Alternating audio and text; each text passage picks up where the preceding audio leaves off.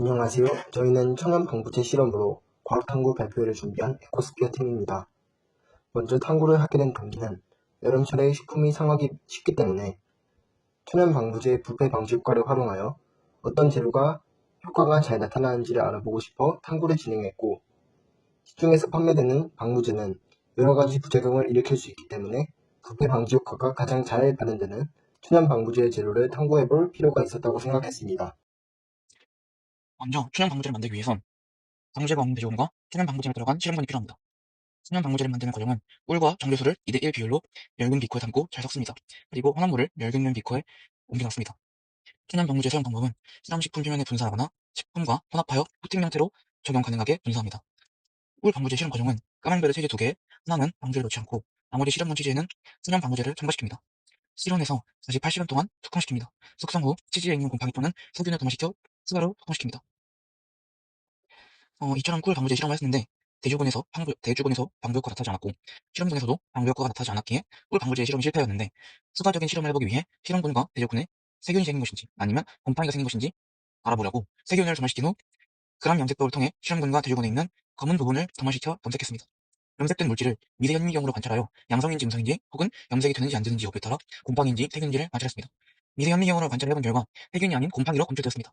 그렇다면 꿀의 부패 방지 원리는 무엇이고 왜 방부제 효과를 보이지 못했는지 탐구해보았습니다.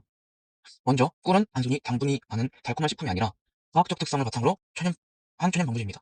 높은 당 농도와 낮은 수분 활성은 미생물의 생장을 억제하고 산성 환경은 세균의 활성을 제한합니다. 또한 포도당 산화효소가 만들어내는 고토마토는 강력한 항균 작용을 나타내며 폴라보도이드와 페놀산 같은 항산화 물질을 추가적인 억제 효과를 줍니다.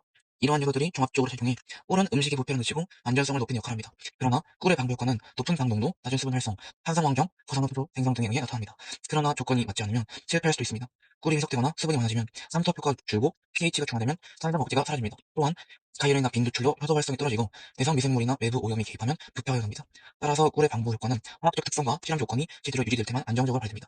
치즈를 개봉된 틈이 아닌 밀폐시킬 수 있는 페트리 접시에 넣어두고 뚜껑을 닫은 후 실험하기로 하고, 또한 꿀 위쪽 표면에만 방부 액체를 바르는 것이 아닌 모든 표면에 발랐습니다. 추가 실험으로 산성 효과가 있는 레몬즙과 염분이 있는 소금을 활용하여 방부제를 만들었습니다.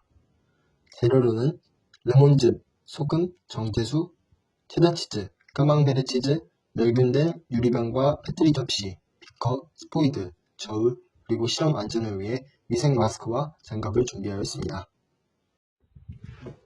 레몬즙 실험군에는 각각 체다치즈와 까망베르 치즈를 페트리 접시에 들어갈 만큼 넣어주고 세균의 효과를 극대화시키기 위해 손으로 만졌습니다.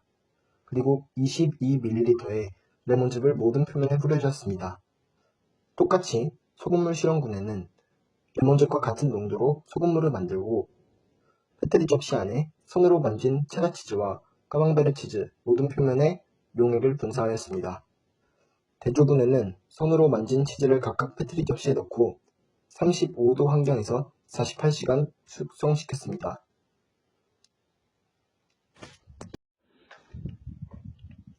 결과를 보면 대주군과 레몬즙이 들어간 까망베르 치즈와 체다치즈는 곰팡이 혹은 세균이 발생했지만 소금물을 넣은 치즈들은 전혀 발생하지 않았습니다. 결론적으로 레몬즙과 소금은 모두 천연 방부제 역할을 하지만 작용 방식과 안정성의 차이가 있다. 레몬즙은 강한 산성, pH2에서산과 시트르산, 아스코르빈산 같은 유기산에依存한다. 그러나 이 성분들은 시간이 지나면서 쉽게 산화분해되고 단백질이나 지방과 결합하면 산성이 완화된다. 또한 일부 산성 내성 세균이나 곰팡이는 낮은 pH 조건에서도 살아남을 수 있다.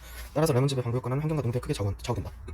반면 소금의 방부 효과는 주로 삼투압 원리에 기반한다. 소금을 첨가하면 식품 내부와 외부의 온도 차이가 생겨 미생물 세포 안에 수분이 빠져나가고 결국 세포가 탈수되어 대사활동에 멈춘다. 이 과정은 단순히 짠맛이나 산성 정도에 의존하지 않고 소금 농도만 유지되면 오랫동안 안정적으로 지속된다.